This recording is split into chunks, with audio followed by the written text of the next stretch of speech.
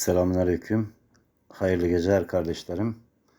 İnşallah dualarımıza amin diyerek sizler de eşlik edersiniz. Bismillahirrahmanirrahim. Allah'ım bu gecede kalplerimizi zikrinle huzur, göğüslerimizde rızanla ferahlık, uykularımızda himayenle emniyet içinde uyumayı bizlere nasip eyle. Allah'ım her sıkıntıda bize ferahlık, her darlıkta bir çıkış yolu ver. Rabbim bize uykudan önce nasıldıysak uykudan sonra daha iyisini nasip et.